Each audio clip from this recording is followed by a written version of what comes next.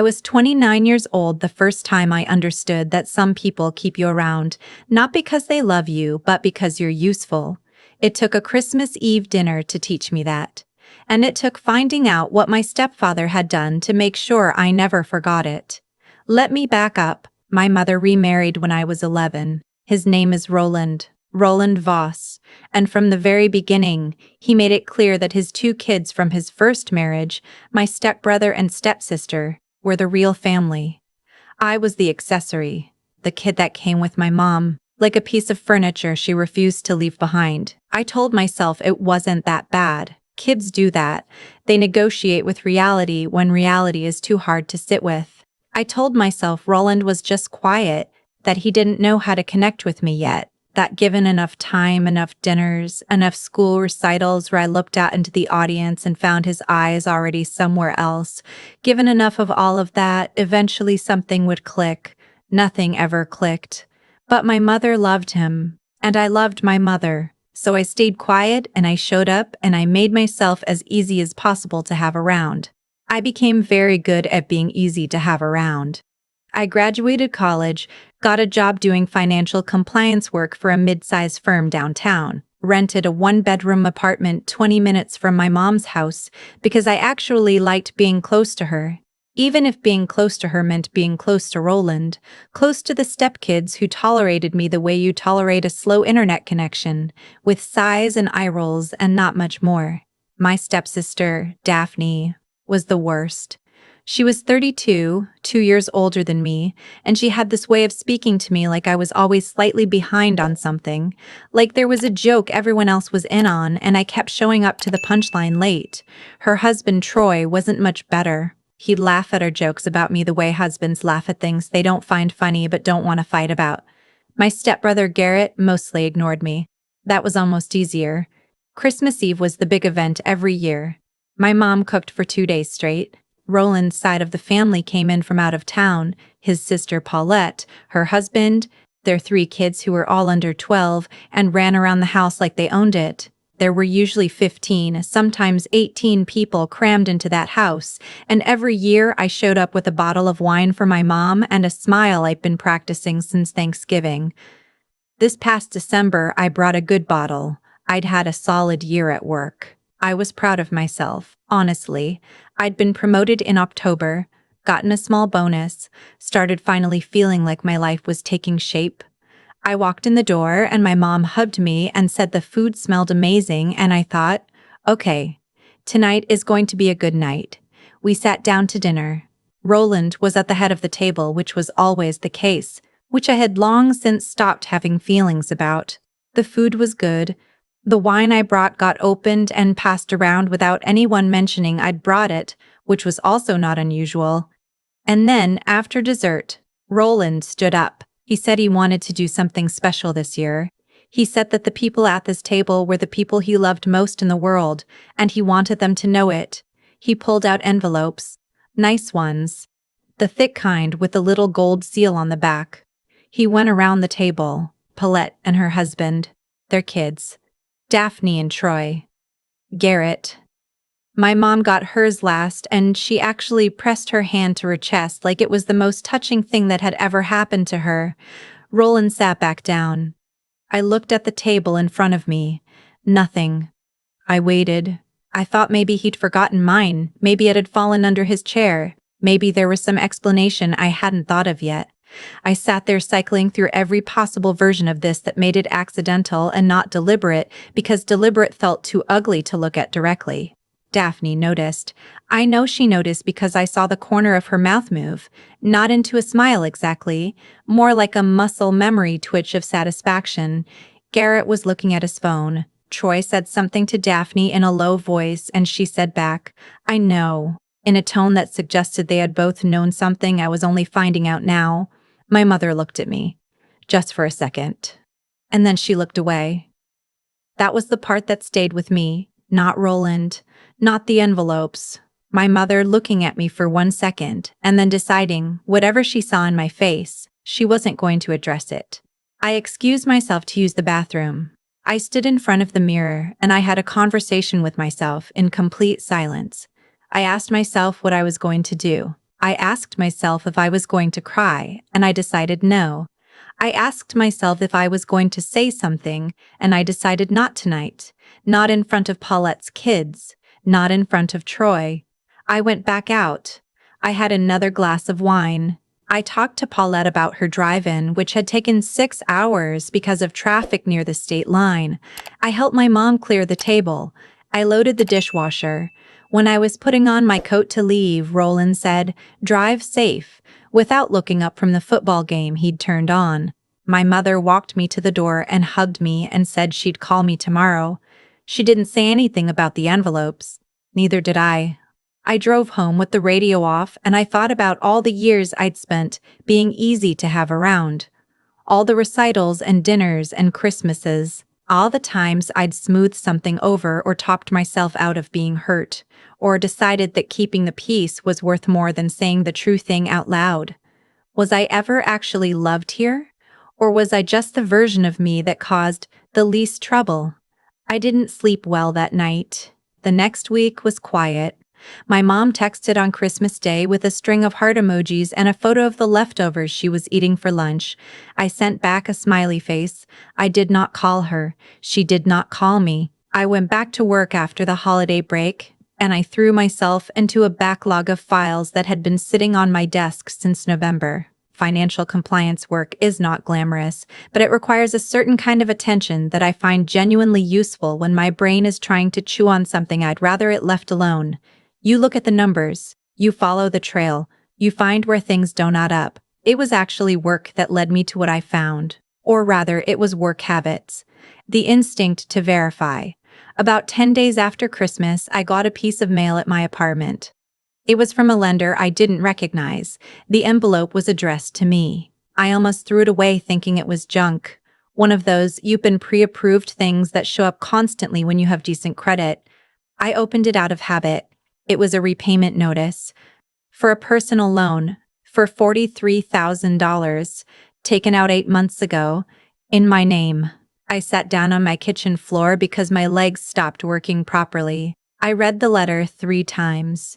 The loan had been opened using my social security number, my date of birth, my old childhood address, the one on file with my mom's house, where I'd grown up. My name was on the account as the primary borrower.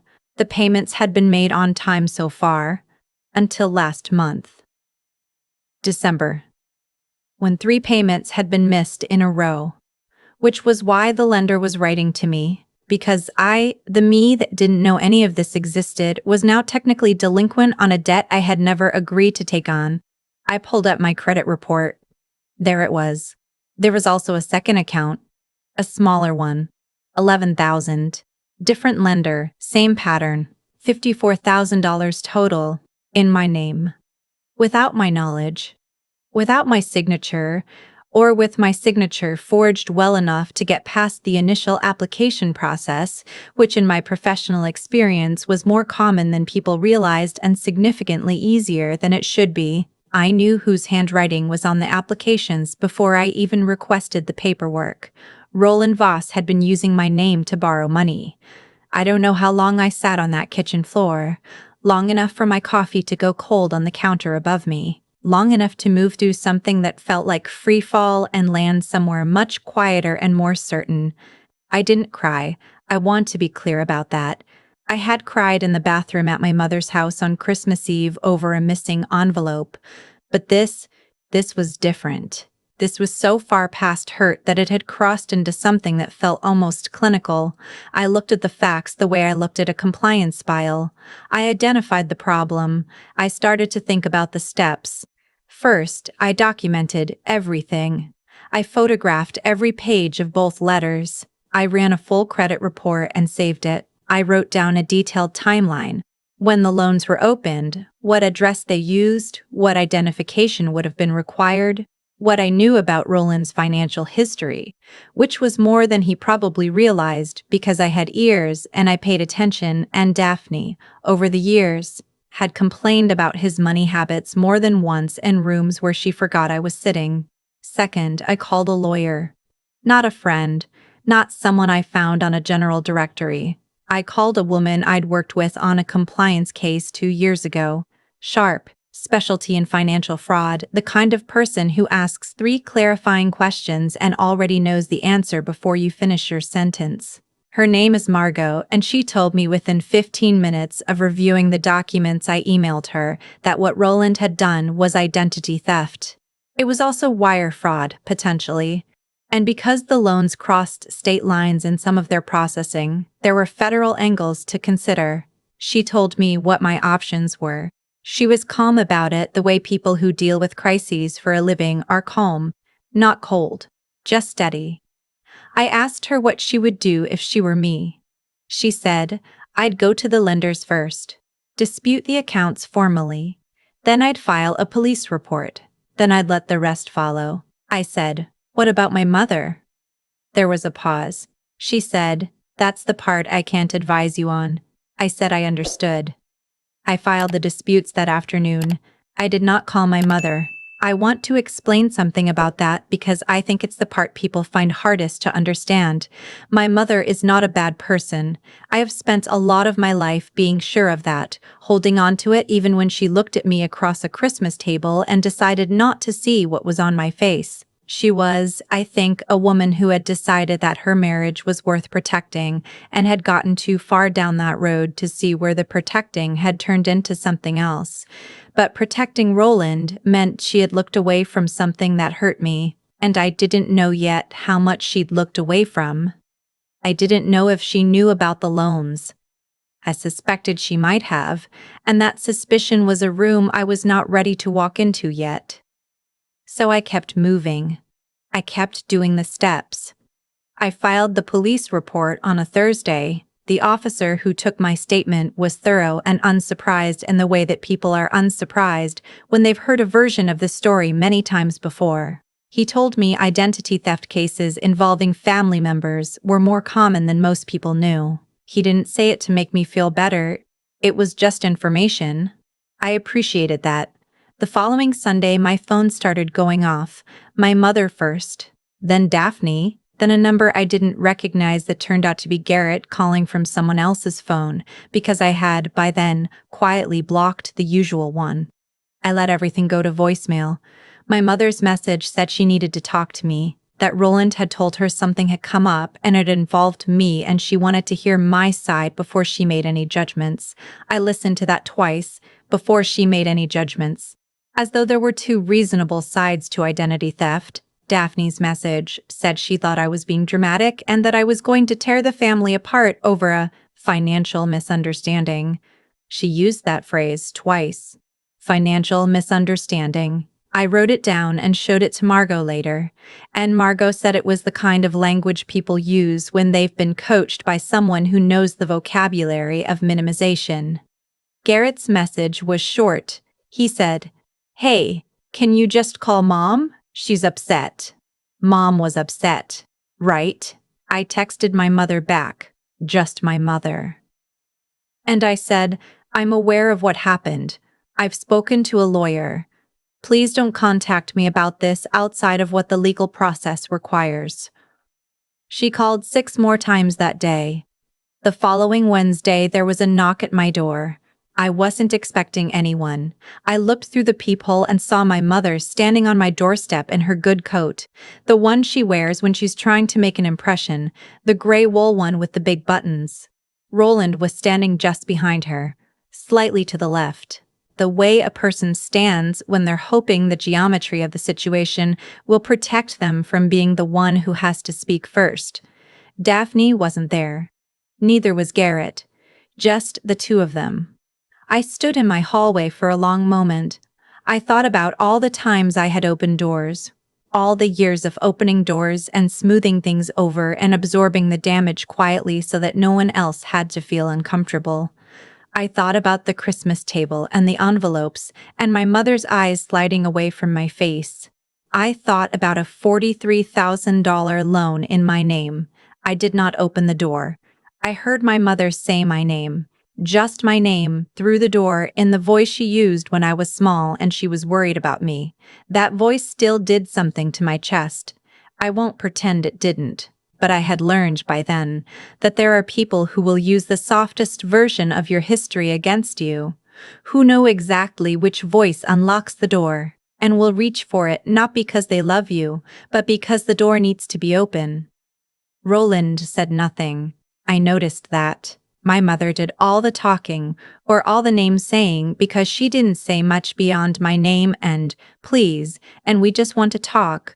Roland stood there and let her be the face of this, which told me everything I needed to know about what kind of man he had always been and what kind of marriage my mother had built her life around. After about 10 minutes, they left.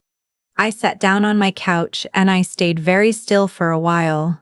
Then I texted Margot and told her they'd shown up, and she said to document it, time and date, and let her know if it happened again. It didn't happen again. The lenders confirmed the fraud within 3 weeks. Both accounts were removed from my credit. The police investigation moved forward. Slowly, the way these things do, but forward. Margot told me to be patient, and I practiced being patient. I had, by then, gotten fairly good at sitting with things that were uncomfortable. I started therapy in February, not because I was falling apart. I wasn't, exactly, but because I had a lot of rooms in my head that I'd been keeping closed for a very long time, and I had started to understand that closed rooms have a way of taking up more space than open ones. My therapist is a woman about 15 years older than me, who asks questions with a patience that I can only describe as structural. Like the patience is built into the bones of how she sits, how she waits.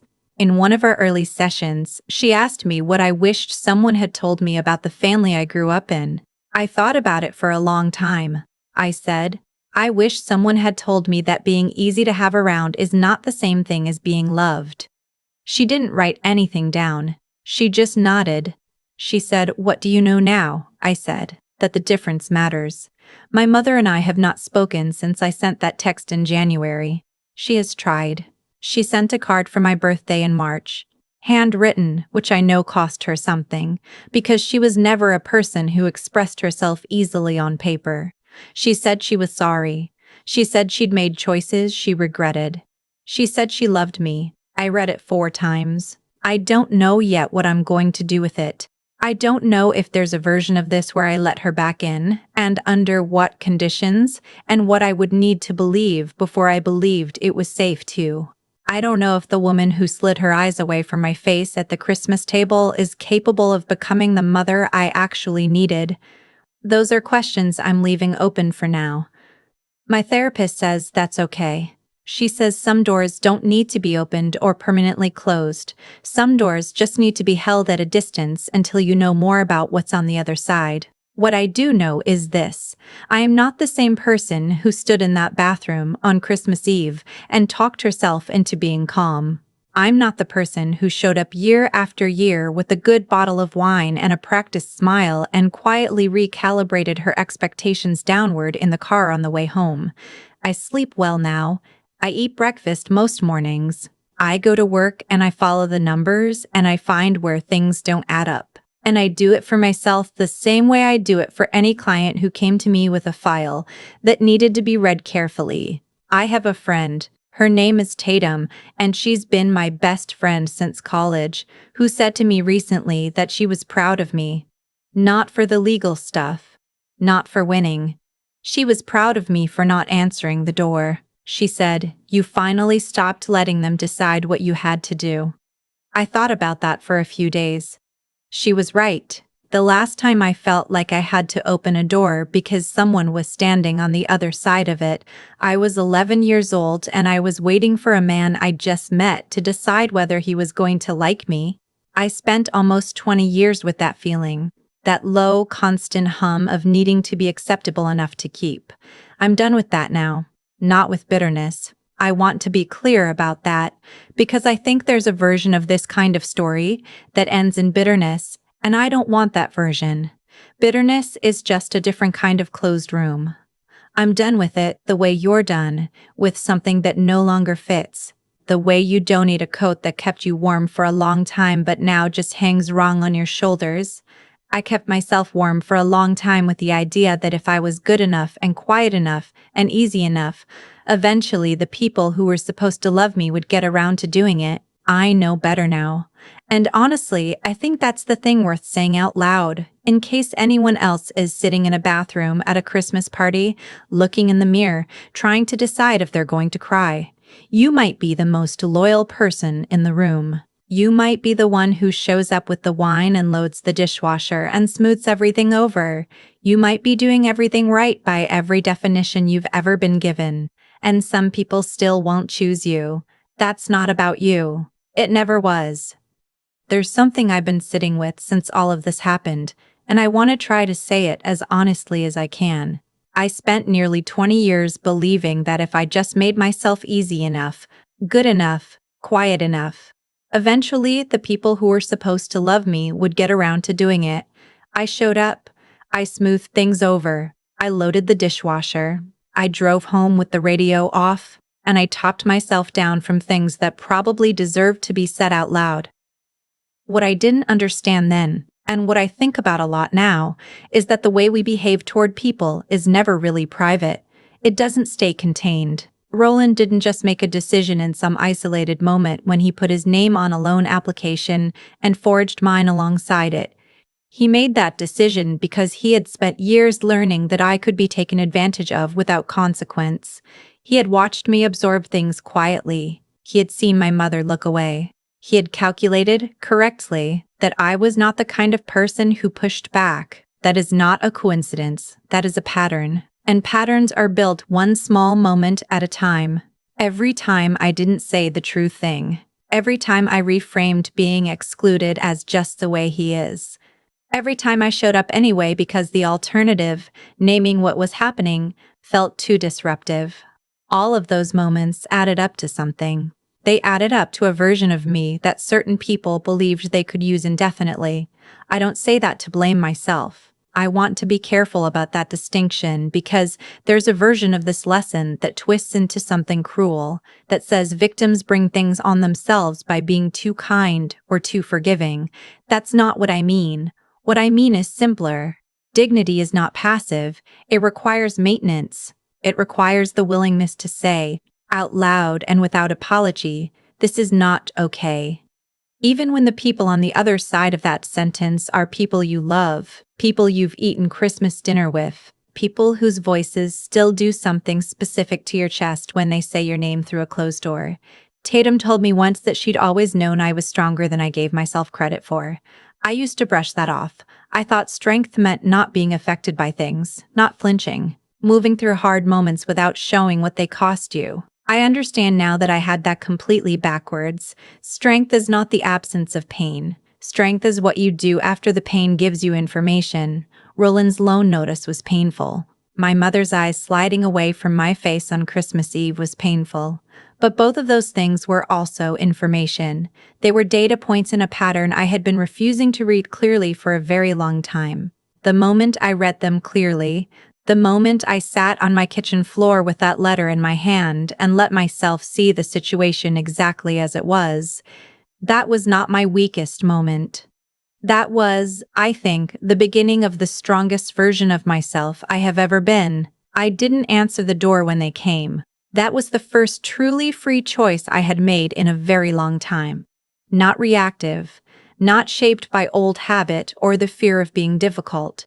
Just, I know what is on the other side of this door, and I am choosing not to open it. That choice came from somewhere that took 29 years to build. It came from exhaustion, yes, but it also came from finally deciding that I was worth protecting, that my name, literally the name on those loan documents, belonged to me, that my presence at a table, my willingness to show up, my loyalty, none of that was something anyone was entitled to take without giving anything back. I think that's the thing. You can be a good person and also refuse to be used. Those two things are not in conflict. In fact, I'd argue that knowing the difference between the two is the only way to be a good person in any way that actually lasts.